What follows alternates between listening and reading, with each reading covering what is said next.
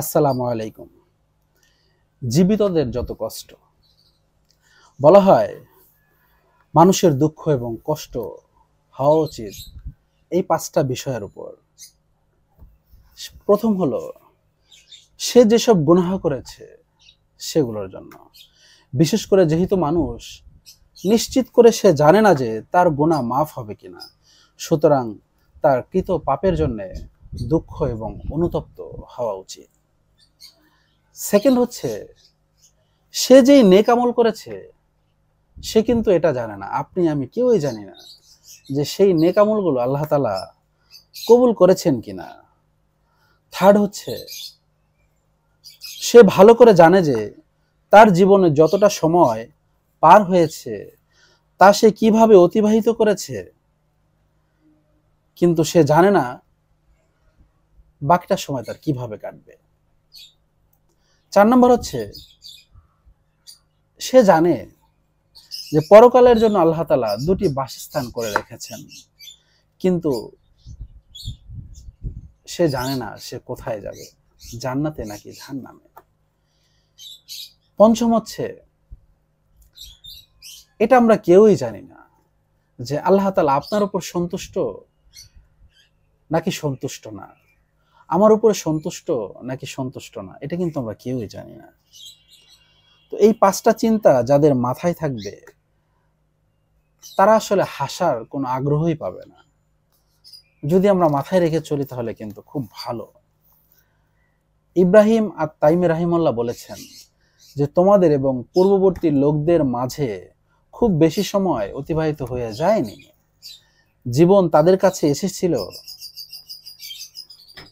সকল মোহনীয় বস্তু নিয়ে, কিন্তু তারা সেসব জিনিস থেকে পালিয়ে গিয়েছিলেন, আর সেই জিনিসগুলোই তোমাদের দিকে মুখ ফিরিয়ে চলে যাচ্ছিল, অথচ তোমরা সেগুলোর দিকেই ছুটে চলছ।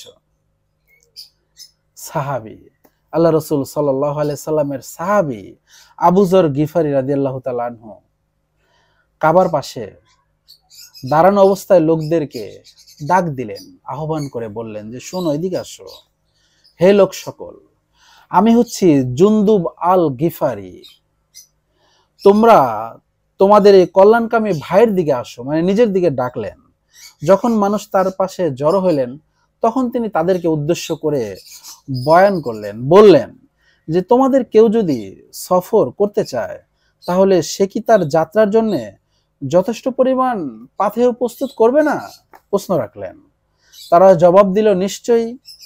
তিনি বললেন তাহলে জেনে রাখো, শেষ বিচারের দিনই তোমাদের চূড়ান্ত গন্তব্য, সুতরাং তোমরা সাথে করে পর্যাপ্ত পরিমাণ পাথেয় নিয়ে নাও। তারা তাকে জিজ্ঞেস করলো যে তাদের কি পাথেয় নেওয়া উচিত। আবু যর বললেন, ভবিষ্যতে বড় ধরনের যেসব বিপদ আসবে এবং বিপর্যয় ঘটবে তার প্রস্তুতি হিসেবে একবার হজ করো, হাসরের দিনের দৈর্ঘ্যের কথা মাথায় রেখে গরমের দিনে রোজা রাখো এবং কবরে নিঃসঙ্গতার প্রস্তুতি নিতে রাতের অন্ধকারে 2 রাকাত সালাত আদায় করো।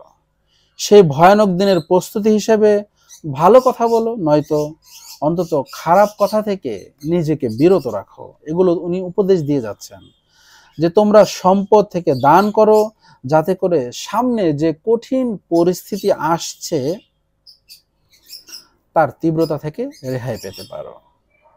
এই জীবনকে 2 ভাগে ভাগ করে নাও, যাতে তুমি এক ভাগ যার ভিতরে তুমি তোমার রিজিককে তালাশ করবে এবং আরেক ভাগ তুমি তোমার আখিরাতকে তালাশ করবে, আখিরাতকে বানাবে।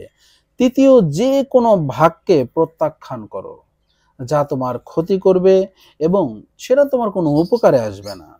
তোমার অর্থ সম্পদকে তুমি 2 ভাগ করে নাও। এক ভাগ তোমার পরিবারের জন্য বৈধ জিনিসপত্র কেনাকাটায় ব্যয় করবে, আর এক ভাগ তুমি খরচ করবে তোমার আখিরাতের প্রস্তুতি হিসেবে। কত সুন্দর মানে অর্থবহ কথা। আল্লাহ তাআলা আপনাকে আমাকে এগুলো বুঝে আমল করার তৌফিক দিক। আসসালামু আলাইকুম ওয়া রাহমাতুল্লাহ।